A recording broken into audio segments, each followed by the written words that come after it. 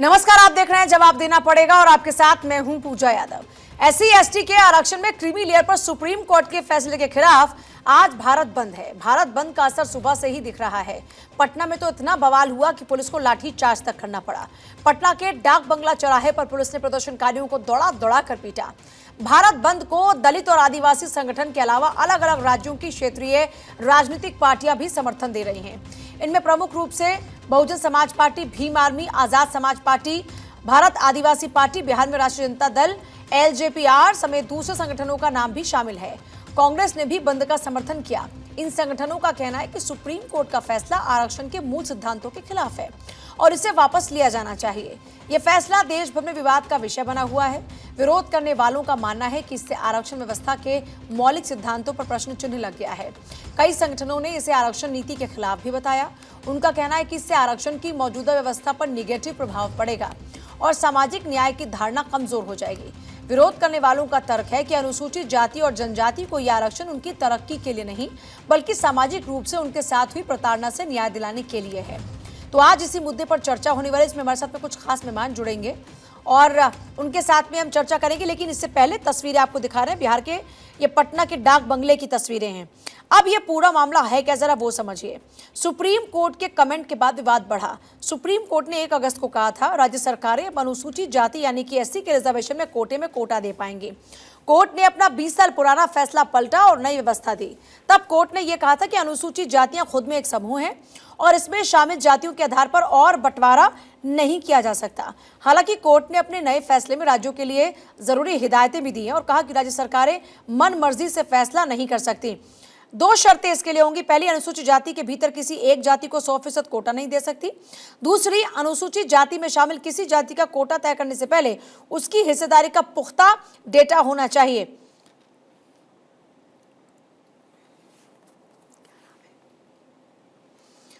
और आलोक वत्स हमारे साथ में इस वक्त हैं, बीजेपी प्रवक्ता। आलोक जी, स्वागत आपका भारत 24 पर। चारों तरफ देश में लगातार देख रहे हैं कि किस तरीके से लोगों का गुस्सा बढ़ता जा रहा है। सड़कों पर एक गुस्सा नजर आ रहा है। यहां सरकार का स्टैंड क्या रहने वाला है आगे, क्योंकि पीएम मोदी से भी मुलाकात की जाती है और अभी आगे इसके लिए कोई कदम उठाने वाले हैं क्या? देखिए पूजा जी, ये जो आज देशव्यापी प्रदर्शन हो रहा है, इसका औचित्य समझ में नहीं आ रहा है। ये विपक्ष के द्वारा प्रेरित जो लोग हैं उनके द्वारा ये किया जा रहा है और तोड़फोड़ की आगजनी की भी घटनाएं सामने में आ रही हैं।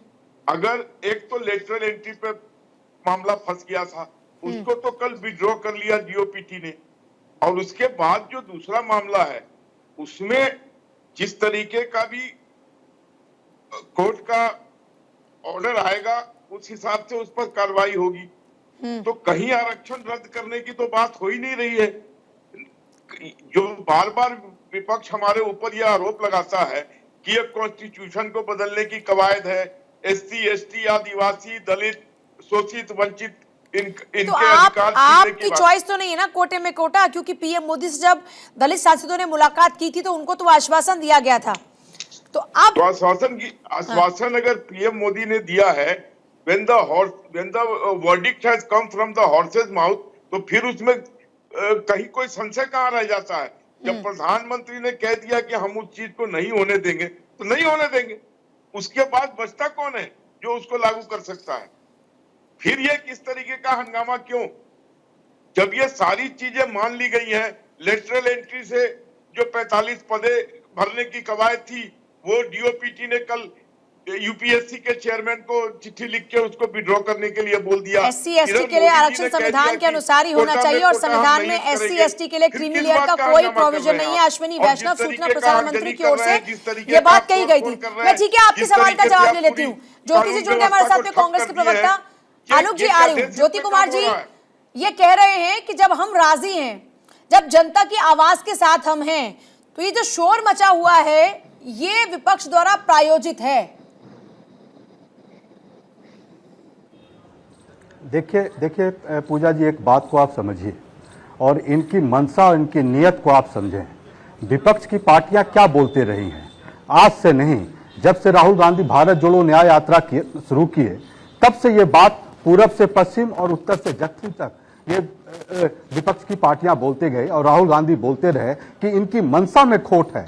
आप जनसंख्या का आप जो है सो आप गिनती नहीं करना चाहते हैं कि कौन से किस जाति के हैं, आप उनको जानना नहीं चाहते हैं, उनकी स्थिति क्या है, आर्थिक पॉलिटिकल सामाजिक क्या आप जानना नहीं चाहते हैं। और देखिए, जब ये बात बार बार कहते हैं राहुल गांधी, तो आप देखिए अभी तुरंत कुछ दिन पहले इन्होंने लेटरल एंट्री के द्वारा लोगों को, आदिवासियों का, दलितों का और ओबीसीज का हक मारने के लिए उन्होंने निकाल दिया। और जब क्यों कहते हैं राहुल गांधी की संविधान को मजबूत करना पड़ेगा और संविधान ही इनको झुकाएगा, और देखिए संविधान ही इनको झुकाया।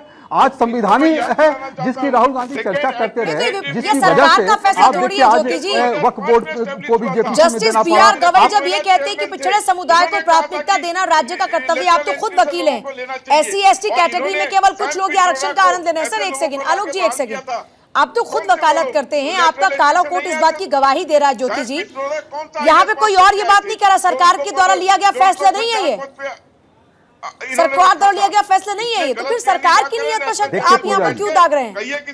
देखिए पूजा जी, एक सेकंड आलोक जी, देखिए पूजा जी देखिए, हम जब विपक्ष के लोग ये बात कहते हैं, हम कानून के पेचीदे में नहीं बात करते हैं। अभी हम बात कर रहे हैं कि इनकी मंशा क्या है, ये जनसंख्या का गिनती क्यों नहीं कराना चाहते हैं। मैं कहता हूं कि ये दलितों का और ओबीसी के विरोधी ये सरकार है, और इनके हर समय इनकी ऐसी बात होता है। राहुल गांधी बोलते हैं कि इनके पूरे सेक्रेटरीज में एक एससी नहीं है, ओबीसी नहीं है, तो क्यों ऐसा करते हैं ये लोग? ये हम तो उनकी मंशा की बात करते हैं ना। ठीक है, मैं आपके पास आती हूँ। धीरज कुशवाहा प्रवक्ता जेडीयू में हमारे साथ में, बलविंदर सिंह दलित चिंतक में हमारे साथ में है। मैं एक सेकंड आपके पास आ रही हूँ। धीरज कुशवाहा जी, आप लोगों का क्या स्टैंड है, जेडीयू क्या मानती है, और क्या आपको भरोसा है कि सरकार इस दिशा में कुछ स्ट्रॉन्ग कदम उठाएगी? और जो दलित सांसदों की मुलाकात हुई, जो दलित चिंतक लगातार इस पूरे फैसले पर अपना ऑब्जेक्शन दर्ज करा रहे हैं, उस दिशा में सरकार कोई अहम फैसला लेगी? देखिए पूजा जी, लोकतंत्र में सबको अधिकार दिया है कि कोई भी अनशन कर सकता है, लेकिन एक कानून के दायरे में रहकर। और उपद्रवी की तरह अगर तोड़फोड़ कोई करता है, अगर प्रशासन काम करती है, तो उस पर भी विपक्ष के लोग भरम फैलाने का काम करते हैं। आप जानती हैं कि शुरू से माननीय नीतीश कुमार जी अति पिछड़ा, दलित, महादलित सभी वर्गों के लिए काम किए हैं, या स्वर्ण क्लास में भी जो भी लोग वंचित रह गए हैं या आर्थिक रूप से कमजोर है, उनके लिए भी काम किए हैं। लेकिन आप देखी होंगी कि जो सरकार में अभी जो भरम फैलाए जा रहे हैं जो विपक्ष के द्वारा, कि जो लेटरल एंट्री का मामला है, तो देखिए अब तो माननीय प्रधानमंत्री जी ने भी इस पर तो विराम लगा ही दिया। अभी तो हम कोटे के अंदर कोटे की बात कर रहे हैं, अभी तो हम बिहार में बच्चे बवाल पर बात कर रहे हैं, जो कोटे में कोटे पर बिहार में बवाल मचा है। मैं उसको लेकर सवाल पूछना चाह रही हूँ आपसे जी। तो समझिए पूजा जी, तो माननीय नीतीश कुमार जी ने काम किया है, और सरकार कोई नीतियां बनाती है, और केंद्र सरकार भी, देखिए हम लोग एनडीए गठबंधन में है, लेकिन हम लोग तो आग्रह करते हैं कि अगर सरकार कुछ नीतियां बनाती है तो सभी जात धर्मों को अच्छा, कोटे में कोटे पर आपको ऑब्जेक्शन है? जल्दी से मैं कोटे में कोटे पर ऑब्जेक्शन, बलविंदर जी क्या कोटे में कोटे पर ऑब्जेक्शन है? जो इतना बवाल हम देख रहे हैं, जो इतना ज्यादा गुस्सा हम देख रहे हैं, इसकी वजह क्या है? इस पर क्या इतना ऑब्जेक्शन है? सबसे पहले भारत 24 के सभी दर्शकों को क्रांतिकारी में हमारा ऑब्जेक्शन कई चीजों को लेकर है। सिर्फ कोटे में कोटा ही नहीं, क्योंकि उसके साथ क्रीमी लेयर को भी ऐड किया जा रहा है। साथ में ये भी कहा जा रहा है जिसने एक बार आरक्षण ले लिया वो दोबारा आरक्षण नहीं ले सकता, ये भी सिफारिश की गई है। अगर लागू होगा तो सभी करा जाएगा। हमारी लड़ाई इस बात की है, पहली बात, सुप्रीम कोर्ट जो है ये फैसला दे ही नहीं सकता, क्योंकि संविधान के आरक्षण के जो अधिकार हैं उसमें जो सुप्रीम कोर्ट है वो छेड़छाड़ कर ही नहीं सकता, उसके पास राइट ही नहीं है, क्योंकि 341, 342 के अंदर साफ लिखा हुआ है अगर कोई भी। सर आप जो बात कर रहे हैं वो आपके निजी विचार हैं, और सर्वोच्च अदालत पर इस तरीके की टिप्पणी करना, आप जानते हैं ना कि ये कोर्ट का अपमान है। मैं संवैधानिक जो आप बात कर रहे हैं कि जो बात कर रहे हैं आप कोर्ट को लेकर, वो एक अपमान है कोर्ट का। और मैं सर मैं नहीं चाहूंगी कि आप इस प्लेटफॉर्म का इस्तेमाल करें, कोर्ट का अपमान आप करें। नहीं, मैं तथ्य बता रहा हूं। आप अपनी बात रखें सर, आप अपनी बात रखें, वो ठीक है, लेकिन आप इस तरह की बातें करेंगे तो मैं आई एम सॉरी सर।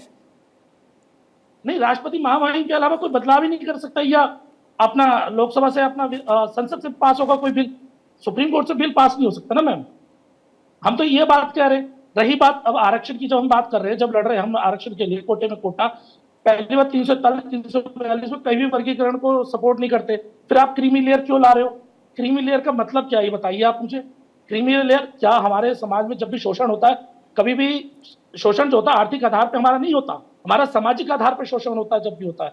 और आरक्षण की प्रथा जो लाया गया था, प्रतिनिधित्व का जो मामला दिया गया था, वो इसी वजह से दिया गया था ताकि हमें मौका मिले। अब उस मौके को भी आप खत्म करना आप एक बात बताइए बलविंदर जी, आप इस पक्ष में हैं कि अगर एक फैमिली आज स्टेबल हो चुकी है, आज एक फैमिली के पास में सामाजिक सम्मान भी है, आर्थिक सम्मान भी है, वो आर्थिक रूप से सशक्त है, वो सामाजिक तौर पर सशक्त है, तो आप चाहते हैं कि उनको लगातार, मैं एक ये आज का विषय नहीं है, लेकिन आप ये कह रहे हैं कि उनको मिलते रहना चाहिए आरक्षण, आप इस पक्ष में हैं? आप जब सामाजिक स्थिति की बात कर रहे हैं तो फिर ऐसे लोगों को क्या लगातार रिजर्वेशन का फायदा मिलते रहना चाहिए? आप इसके पक्ष में हैं? पूजा जी मुझे एक आर्य वालों जी, मैं इसे आपको क्लियर करना चाहता हूँ। पहली बात, मैं बार बार इस बात को कहता हूं कि कभी भी हमारा जो शोषण आर्थिक आधार पर नहीं होता है। अगर राजस्थान में आईएएस को भी अपनी बारात निकालने के लिए पुलिस की जरूरत पड़ जाए तो आप समझिए क्या हालात है। अगर मंदिरों में जाने, मैं बोलना नहीं चाहता, लेकिन मंदिरों में जाने के बाद भी अगर हमारे साथ ऐसा छूत ज्यादा सर, ऐसा कहां पर हो रहा है आजकल? तो हम क्या करें बताइए? ऐसा कहां पर हो रहा है मैं आजकल? आपको कितने अनगिनत, मैं राजस्थान दिखा दूं, गुजरात मैं आपके पास आ रही हूँ, जरा मेरे सहयोगी तो बने हुए लगातार, एक बार मैं उनका एक बार रुक लेती हूँ। मैं आ रही हूँ आपके पास, सर्वेश मेरे साथ इस वक्त हैं, धनंजय मेरे सहयोगी, मैं आ रही हूँ, आलोक जी आ रही हूँ मैं, एक सेकंड जरा जल्दी से एक बार उनका मुझे क्या स्टेटस है, क्या वो क्या दिखाना चाह रहे हैं, एक बार उस तरफ चलना होगा।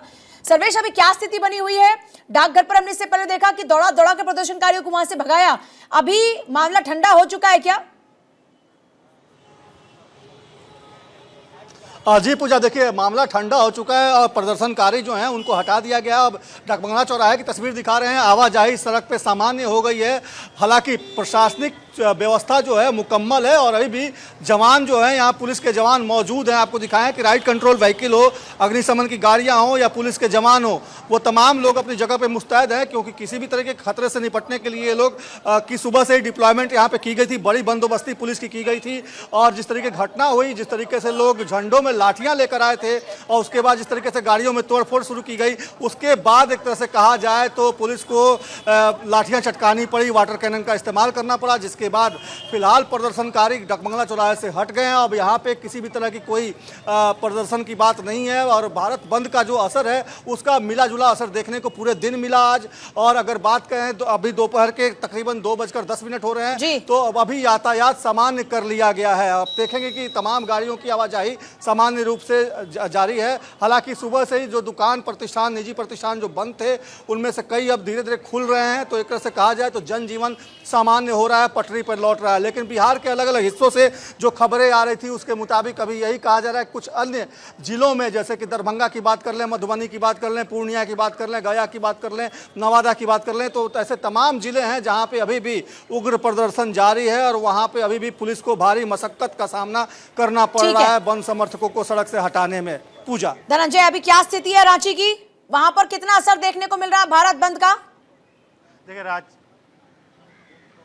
देखिए रांची में मिला जुला असर मिला, झारखंड की अगर बात करें मिला जुला असर देखने को मिला। रांची में पूरी तरीके से जेएमएम के कार्यकर्ता हो या फिर तमाम पार्टी की जो सरकार में है, आरजेडी हो या फिर कांग्रेस, सभी ने बंद का समर्थन किया था। देखिए इसी तरह बैनर पोस्टर के सभी जगह पे प्रदर्शन कर रहे थे और आरक्षण पे यानी जो कोटा पे जो सुप्रीम कोर्ट का निर्णय उसका विरोध कर रहे थे। उन्होंने कहा कि सुप्रीम कोर्ट इसमें स्वतः संज्ञान ले और जो पहले से आरक्षण था उस पर बहाल करने की मांग की। कुछ लोग हमारे साथ हैं, उनसे भी बात कर लेते हैं। आप लोग लगातार सुबह से प्रदर्शन करें, सरकार आप ही की है, सुप्रीम कोर्ट का विरोध करना कितना जायज है? देखिए सरकार हमारी है और हमारी सरकार आदिवासी, दलित, अल्पसंख्यक, पिछड़े लोगों की लड़ाई लड़ती आ रही है और उसी के बल पर हमने झारखंड अलग राज्य भी लिया माननीय शिबू सोरेन के नेतृत्व में। और आज पुनः आरक्षण जो बाबा भीमराव अंबेडकर ने बहुत सोच समझ के और ठोक बजा करके आरक्षण दिया था एसटी, एससी, ओबीसी को, जो दबे कुचले लोग थे, उनके अपलिफ्टमेंट के लिए।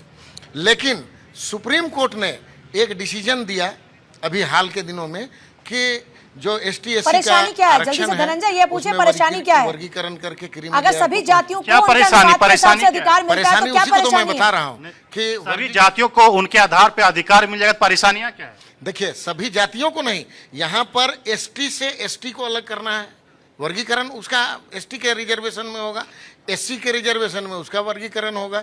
तो क्रीमी लेयर का जो मामला है वो आप देख लीजिए कि ओबीसी का जो आरक्षण है, हम आज 27% का मांग कर रहे हैं, लेकिन अभी हमें 14% मिल रहा है। और उसमें भी आप देखिएगा क्रीमी लेयर को अलग कर दिया गया है। तो देखिए किस तरह की परेशानियां हो रही है लोगों को। इन लोगों को कहना है कि जो हमें जो आरक्षण दिया गया उसमें बंटवारा ना हो, जो पहले से आरक्षण है उसी को लेके लोग बहाल की मांग कर रहे हैं। इसी तरह से पूरे देखिए अम्बेडकर चौक है, भगवान देखिए भीमराव अम्बेडकर जो संविधान के निर्माता, उनके सामने लोग लगातार प्रदर्शन कर रहे थे और जेएमएम के कई विधायक यहाँ पे मौजूद थे और उनके समर्थन के साथ विधायक और तमाम यहाँ पे प्रदर्शन कर लगातार प्रदर्शन। पीछे तस्वीर थोड़ा सा मैं दिखाने की कोशिश करूंगा। इसी से बैरिकेटिंग लगा के लोग प्रदर्शन पूरे झारखंड में इसी तरह से किया जा रहा है और गाड़ियों को आवाजाही पूरी तरह से बंद कर दिया गया। कई जगह तो आग लगा, टायर लगा के। बहुत ही शुक्रिया आपका सर्वेश, आपका भी बहुत शुक्रिया।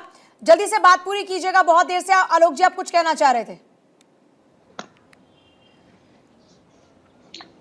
मैं बोलूं? हाँ जी। देखिए पूजा जी, ये हालांकि ये सारी चीजें एक तरीके से विड्रॉ हो चुकी है। प्राइम मिनिस्टर ने जब कह दिया है उसके बाद कोई बचता नहीं है इस मामले पर कुछ बोलने के लिए। और लेटरल एंट्री का भी मामला मिथ प्राय हो चुका है, खत्म हो चुका है। लेकिन जो मैं आपको चीज बता दूं कि अभी जो 80 करोड़ लोगों को जो राशन मिल रहा है, मैं बिहार से आता हूं और छोटे कस्बे से आता हूं बिहार के, वहां पर बहुत सी ऐसी फैमिलियां हैं जिनके पास 4 चक्का है, 4 व्हीलर है, 2 4 व्हीलर है, 3 मोटरसाइकिल है, और वो लोग भी ये राशन ले रहे हैं अपने। तो आप ये कह रहे हैं कि क्रीमी लेयर को वाकई अलग कर देना चाहिए, जो लोग आगे बढ़ चुके हैं उनको इस कैटेगरी से बाहर कर देना चाहिए। अब मुझे एक चीज बताइए, आप एयर कंडीशन में रह रहे हैं, आप एयर कंडीशन गाड़ी में चल रहे हैं, आपकी सारी सुविधाएं एयर कंडीशन की हैं और आपका सारा कुछ 5 स्टार होटल में आप। ठीक है ज्योति कुमार जी, जब आप एक अच्छी जिंदगी जी रहे हैं, इसका मतलब सामाजिक तौर पर, आर्थिक तौर पर जब आप मजबूत हैं, तो फिर किस बात का रिजर्वेशन? ये तार्किक। और जो बात अभी ये बलविंदर जी कह रहे थे, विपक्ष की पार्टी और राहुल गांधी की जो बुनियादी बात है, जो भारतीय जनता पार्टी नहीं समझ पा रही है, वो लोग समझते हैं, इस देश के 140 करोड़ जनता समझती है, बट ये नहीं समझ पा रहे हैं। राहुल देखिए, क्या ये भारतीय जनता पार्टी के लोग मतलब, लेकिन जनरल। आलोक जी एक सेकंड, आलोक जी एक सेकंड, भेदभाव नहीं है। आलोक जी ठीक है, ज्योति जी जल्दी से इसका जवाब दीजिएगा। देखिए पूजा जी, जो बुनियादी बात है, जो हम कह रहे हैं कि जो एनडीए सरकार है, जो मोदी लेड गवर्नमेंट है, इनकी मंशा गलत है। हम सुप्रीम कोर्ट के ऑर्डर को सर माथे पर रखते हैं, लेकिन जो समाज की स्थितियां हैं उनको ठीक करने के लिए, वो सामाजिक हो, आर्थिक हो, राजनीतिक हो, उसको हम ठीक करना चाहते हैं, बराबर करना चाहते हैं और हक देना चाहते हैं। राहुल गांधी बोलते हैं कि भाई जिसकी संख्या है उसको हम माफी के साथ रोकते हुए एक सवाल पूछना चाह रही हूं, क्योंकि जो बातें आप कर रहे हैं वो तो ऑलरेडी आप कह ही चुके हैं। इनकी तो मनसा ही नहीं है, ज्योति जी एक जिसका कारण है, जिसका कारण है कि इनकी मंशा पर अभी जाए नहीं रही। ज्योति जी, मैं एक सवाल आपसे पूछ रही हूँ, आप कहते हैं कि जिसकी जितनी हिस्सेदारी उसकी इतनी भागीदारी, आप कहते हैं जातिगत सर्वे, इन दोनों का मकसद भी वही है जो कोर्ट के फैसले का मकसद है। तो फिर आपका मकसद और जब कोर्ट के फैसले का मकसद एक है, तो फिर इस पर एतराज क्यों है, सिर्फ राजनीति के लिए? पूजा जी, मैंने कहा सुप्रीम कोर्ट का जो ऑर्डर है, माननीय सुप्रीम कोर्ट का जो ऑर्डर है, वो हम लोग मानते हैं और हमारे सर माथे पर है।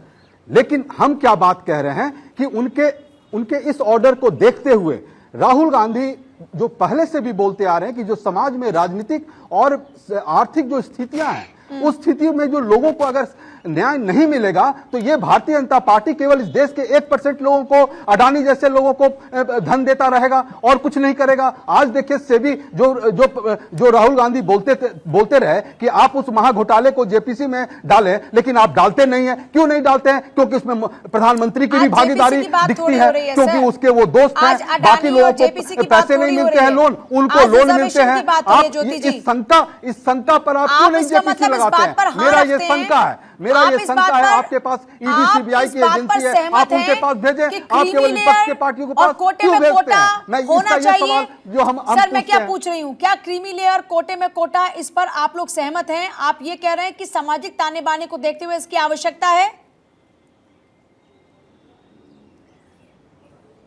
मैं ये पूछ रही हूँ पूजा जी, हमसे पूछा। हाँ ज्योति, जल्दी से आपसे मेरा सवाल सर, लेकिन इसका अब हाँ या ना में जवाब दीजिएगा बस।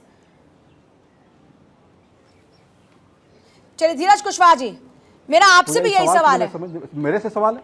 ठीक है ज्योति जी, अभी मेरे पास वक्त नहीं है, अभी आप ही से सवाल था, लेकिन कोई बात नहीं, अब मैं आगे जा रही हूँ। धीरज कुशवाहा जी, सवाल ये है कि जब सुप्रीम कोर्ट ये बड़ा स्पष्ट तौर पर कह रहा है कि सिर्फ कुछ चंद लोग ही रिजर्वेशन का फायदा ले रहे हैं, तो अगर वर्गीकरण होगा तो सबको उनके अनुपात के हिसाब से हक मिलेगा, तो परेशानी किस बात की है? राजनीतिक?